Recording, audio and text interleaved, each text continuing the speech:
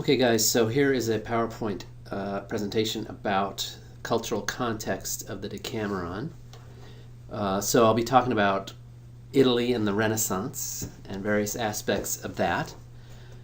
I want to say a few general things about the Decameron before I start, and I'm getting a lot of this from the introduction that's provided in the version of the Decameron that you have, the Penguin version.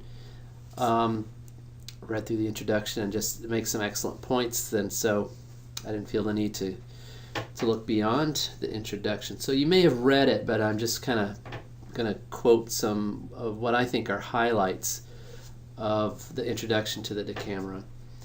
So I'm not talking about Boccaccio's introduction, right, but the editor's introduction, the scholarly preface kind of thing. I thought it was very interesting when on page 42, Roman numeral 42, I had to take a close look at that. The editor points out that as a comedy, the Decameron, as well as Dante's Inferno, or Divine Comedy, quote, respect the definition of comedy formulated, for instance, by Uguccione da Pisa, who said comedy should be foul and horrible at the beginning, and the end felicitous, desirable, and pleasing. Now, we're not reading all of the Decameron, but you're getting enough of a taste of it to see that it progresses from first day tales of vice to, on the last day, tales of virtue. As the editor in the introduction says, quote, from the embodiment of villainy in the first story to the embodiment of saintliness in the concluding tale. And so that's fitting a Renaissance definition of comedy. Starts off ugly, ends up beautiful, you could say, I guess. It's as far as cultural context, I thought this was a notable quote from the intro. The Decameron is often characterized as the epic of the Florentine merchant class, which by the middle of the 14th century had asserted itself as the dominant social force of medieval Italy. And so I'll be talking a little bit about class and so on in upcoming slides. He also points out something I thought was very interesting. Quote, the telling of stories is the means whereby the specter of imminent death is held at a manageable distance. It's on page 60, by the way. As is the case in 1001 Nights, the 1001 Arabian Nights, I think is the official title. Death is held at a manageable distance by the telling of stories. It's also true in books 8 and 9 of The Golden Ass. Death is held at a manageable distance by the telling of stories. Let's see. Yeah, I'm looking at a couple other things and whether I want to say anything about them.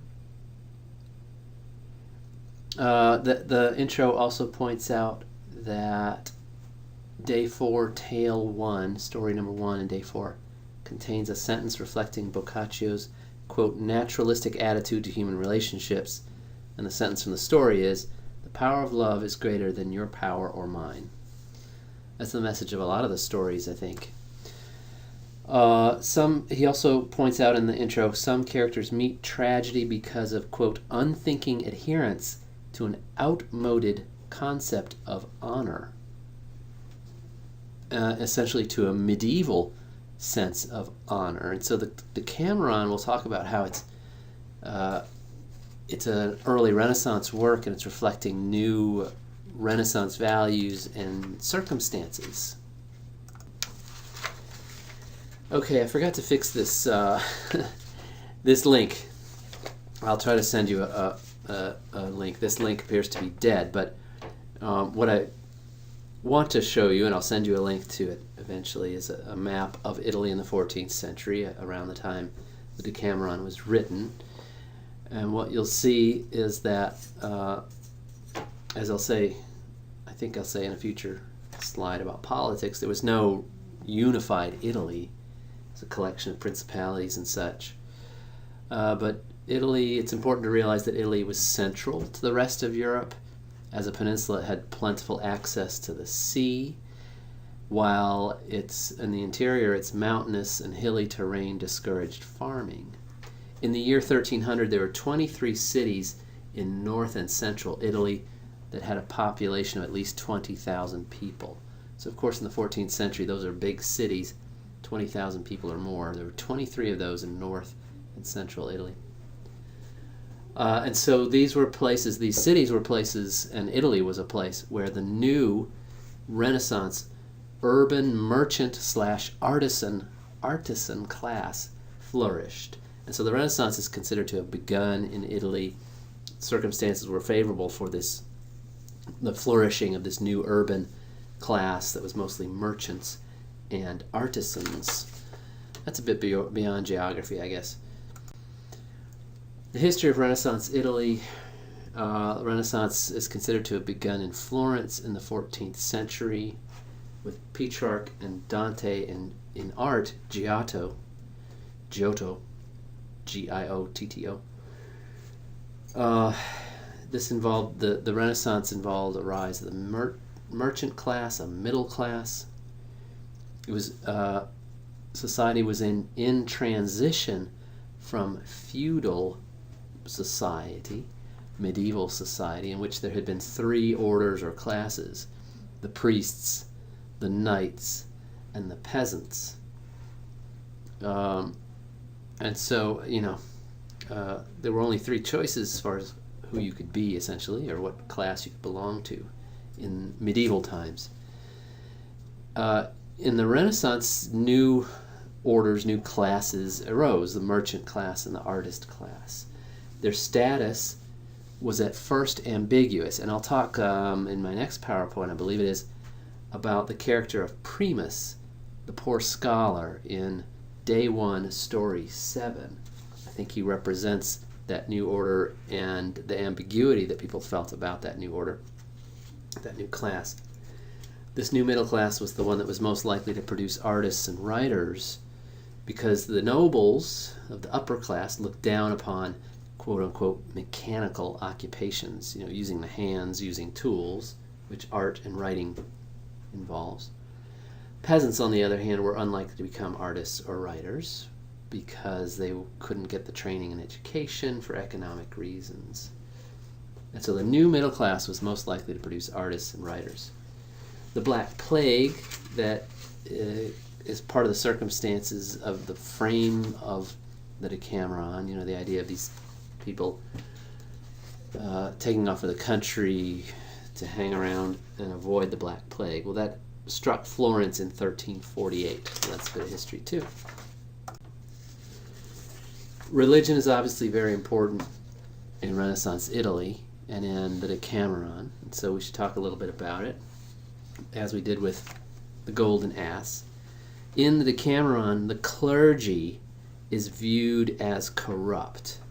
And obviously in the stories of Day 1, especially stories 1, 2, 4, and 6, the clergy is viewed as corrupt. Now, that doesn't mean that Christianity was viewed as corrupt, but the clergy was viewed as corrupt. So remember, this is before there was a distinction between Catholic and Protestant, before the Protestant Reform movement, before Martin Luther demanded reform in the church, and Protestant denominations developed and so on. So there was one monolithic Christian church. Well, unless you think about Eastern Orthodoxy. But in any case, in Western Europe, what we today call the Catholic Church was simply the church. It was Christianity.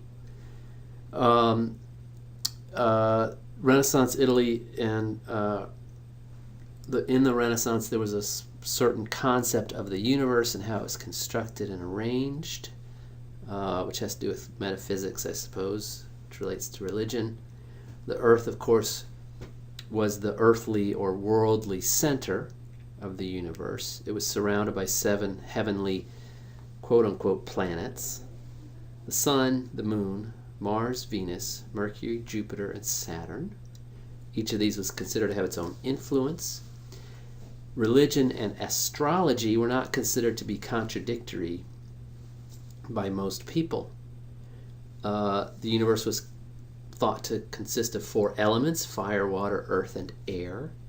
And each of those had 4 contraries: hot, cold, moist, and dry. There were 4 levels of earthly existence: human, animal, vegetable, and mineral. There were 4 personality types. They loved the number 4 back then. And these personality types have to do with fluids of the body and the very peculiar sort of semi-medical beliefs. So the 4 personality types were choleric, which was associated with anger and yellow bile, choleric. Sanguine, which was considered, a passionate personality type and was associated with blood. Phlegmatic is a word we still use today. Well, all of these are. Which was associated with sluggishness and mucus.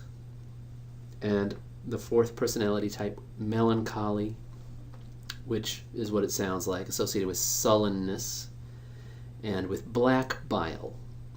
And so, anyway, yeah. I don't know what I was going to say, but anyway, there were 2 dominant views of God. The sweet and benevolent Savior, of course that's Christ.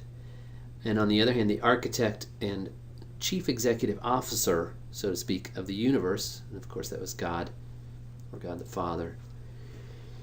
Fortune, as in that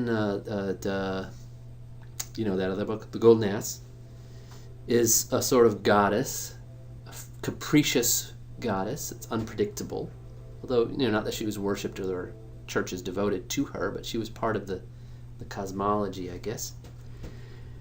In the Renaissance, new notions of space and time developed. Clocks were mechanical clocks, essentially, became, I don't know if they were invented in the 14th century, but they became practical and more widespread in the 14th century.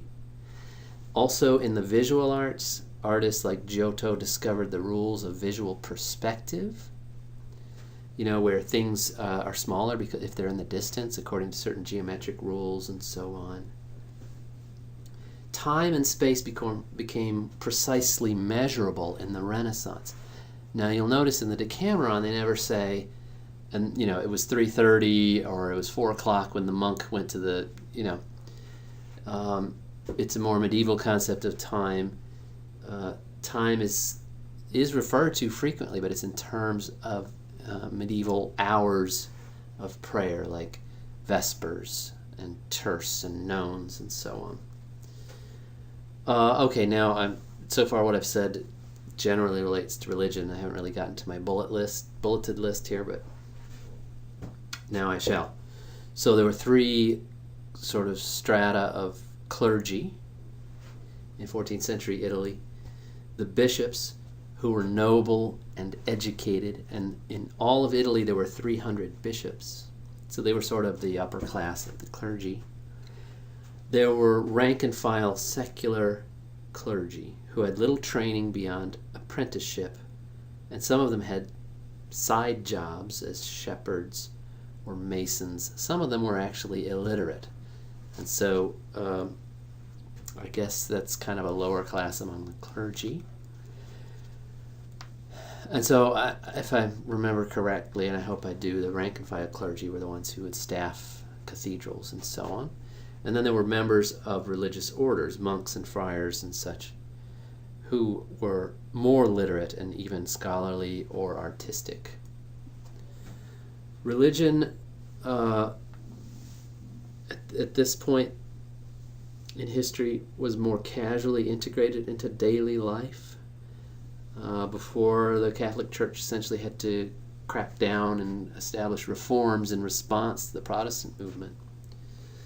And so there was a more casual division of sacred and profane at this point. And so I remember reading about, a typical mass at a Christian church in the 14th century. There might be people coming and going, there might be livestock coming and going, there might be interruptions. It's much more casual, not this sort of strict division of sacred time and space from profane or worldly time and space. As I said, astrology was important. Well, what I said was it wasn't considered incompatible, and I'm adding that it's important, was considered important, astrology was. Gods of classical antiquity, the Hellenic gods Zeus and Jupiter and so on, were still referred to. Politics, again, I touched on this briefly and I don't have a lot to say about it, but just to point out, there was no Italy, so to speak, no nation. There were several city-states. Florence and Venice were republics, and Florence had a reputation as being an unstable republic, Venice a stable republic. Other major states were monarchies. Not much to say about politics. The arts, in the arts, as you can see there, realism, individualism, and secularism grew in importance. These links work, and so what I did is I chose a couple of representative paintings, a medieval painting and a Renaissance painting. But anyway, throughout the arts there was a rejection of Gothic, medieval, barbaric traditions and an embrace of innovations that revived classical traditions. Renaissance, just the word itself has associations with embracing innovations that revived classical traditions. Medieval, still today, is sort of pejorative, right? Or negative. Realism, individual, and secularism grew in importance. So it was more important for art to be realistic. It was more important that it express individual experience. It was more important, it became allowable for art to be secular rather than all art to be religious in nature. In the Middle Ages, the arts served strict religious roles. In the Renaissance, the increasing importance of art for pleasure was one of the significant changes in the period. Art had decorative and political uses as well as religious uses. Although the modern notion of art for art's sake was far, far in the future, but portraiture and landscape emerged as genres of art. Portraiture and landscape, were secular forms of visual art that became popular and emerged in the Renaissance, which wasn't really possible in the Middle Ages. And so I think if you click on those links eventually, you'll see the contrast between the medieval painting and the Renaissance painting. The Renaissance painting looks much more decorative. It's much more colorful and much, much more detailed. You can also see that the medieval painting has a crude or insufficient understanding of visual perspective and things receding into the distance, whereas the Renaissance painting is very, very strictly adheres to the laws of perspective and all that good stuff. I was reading something by Burke. I don't have the full information on this source. I should get that for you. But anyway, Burke identified 3 kinds of realism. Domestic realism, which depicted the everyday, the ordinary, and even low status life. Deceptive realism, which fools the eye and creates the illusion of reality. And expressive realism, which involves, quote, the manipulation of outward reality the better to express what is within. So, for example, painting a portrait in a way that expresses who the person is rather than strictly showing what they look like, but including touches that express the person's personality. And so in the Decameron,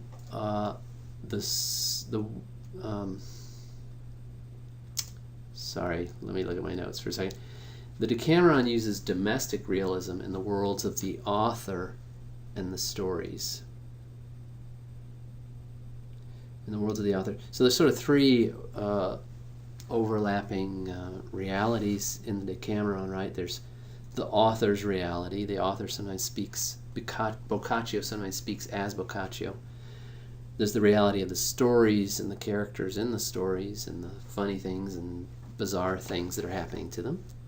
And then there's the world of the storytellers, which is very idealized. The people who are sitting around picnicking and telling the stories.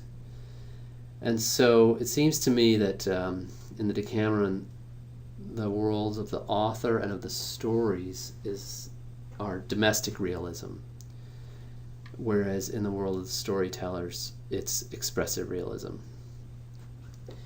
All right, moving on to another thing, and I'm sorry my bullet points don't reflect better what I'm talking about here, but the last general point I want to make is just to explain and describe 5 central concepts of Renaissance literary criticism. And again, I got this from Burke, I believe. And so the 5 central concepts of Renaissance literary criticism are decorum, grandeur, variety, and similitude. And I'm only seeing 4, so maybe there are only 4 central concepts. Sorry about that. So decorum, meaning that the words should suit the subject. If the subject is grand, there should be grand words. If the subject is humble, there should be plain words. So I'm just trying to give you a concept of how the Decameron would be viewed, not by the run-of-the-mill folk, but by the scholars of the time. So they might consider the decorum, grandeur. Ideally, one wrote of a grand subject in grand style. Instead of just saying the sun, one would say the planet which marks the passage of time, for example. Variety, meaning richness and variation, and the Decameron was praised for variety. It's comical and it's tragical and it's profane and it's sacred and it's ugly at the beginning and beautiful at the end, and so on. And similitude, meaning imitation of writers of classical antiquity.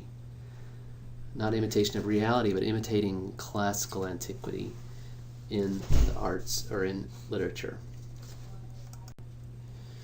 Renaissance Italy, an important tradition to talk about if you're reading the Decameron is marriage, because there's lots of marriage and non-marriage and all sorts of interactions and relationships. So arranged marriages were common, and you get a sense of that when you read the Decameron, I think. Marriage had both religious and social significance. Socially, it created advantageous family alliances. It was possible to marry secretly without the church's involvement by declaring marriage to one another and consummating it, and that happens in some of the stories. But of course, public engagement and church-endorsed marriages were preferred. So I have a note here, and I don't remember the details of the story, but it's Day 5, Story 4. Particularly relates to that. Wives came with large dowries supplied by their fathers, along with extensive trousseaux of linens and household wares. The groom gave the bride lavish gifts and was supposed to leave his wife her dowry if he died first. So a wife would get her dowry back, inherit it from her husband if he died first. Even lower class families exchanged dowries. Of course, they were smaller. And the wife also brought her value as a laborer to the family, especially in a peasant family or something. Especially among the elite, marriages were often arranged, sometimes by third parties. Negotiations between families could be complex and lengthy. Divorce was not an option, though those who could afford to might petition the church for separation from bed and board, quote unquote, which meant the couple remained married but with fewer obligations to one another. Only annulment allowed remarriage, and an annulment was rare. Okay, so that's marriage. Boccaccio himself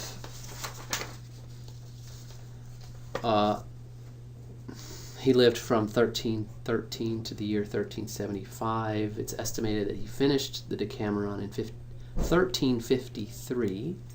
He came from a prosperous bourgeois family. He was influenced by Dante, by Petrarch, by the classics, by French fabliaux, which are stories of a certain type.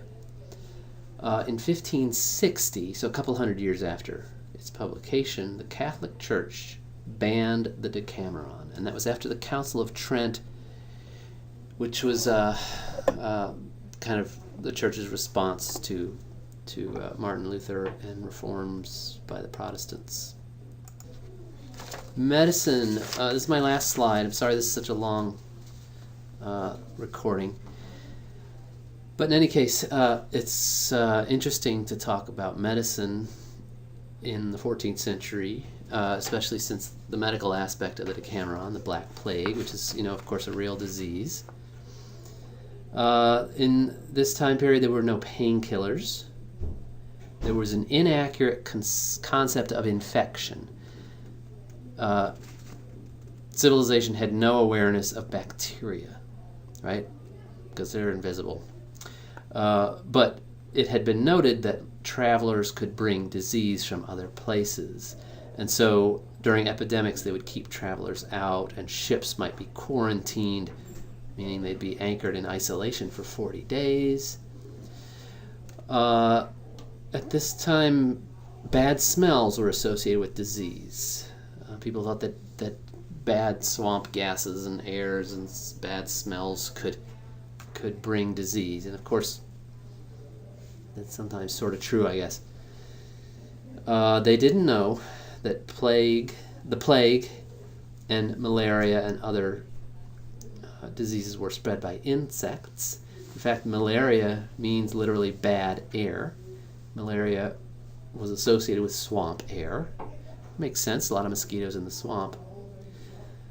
So often the best response to an epidemic was to flee. Flee, not like the bug, but to get out of town. Europe had been plague-free for 800 years, but the plague afflicted Europe approximately once each generation for 300 years and then retreated. As I was talking about earlier with the fluids, or they called them humors, which were associated with different personality types, it was believed that health was determined by the balance of these 4 humors or fluids. The black and yellow bile, that's 2 fluids, blood and phlegm.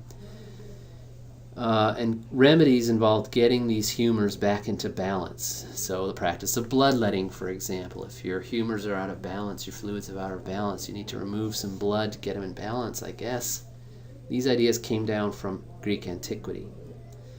University-trained physicians would treat the rich, and there were hospitals. Surgeons and barbers treated people. Apothecaries provided medicines, as did traveling, snake oil salesmen, so to speak. Some people consulted folk healers and even magicians. Sounds a bit like the golden ass. Syphilis became a horrible problem later in the Renaissance, especially beginning in 1495. It was understood to be sexually transmitted. It was painful and disfiguring and disgusting. It'll rear its head again when we get to Voltaire's Candide. According to one source I read, one physician recommended treatment for syphilis that involved bloodletting, sweat boxes, mercury, lead monoxide, sulfur, white lead, calx, CALX, which is the residue of various burned minerals, ammonia, verdigris, alum, rock salt, tartar emetic, ink, sulfuric acid, nitric acid, turpentine, incense, and 3 gums, mastic, myrrh, and galbanum. It sounds like the cure was more dangerous than the disease. Okay, so 29 minutes of PowerPoint have reached their conclusion. Thanks for listening, and I'll talk to you guys online.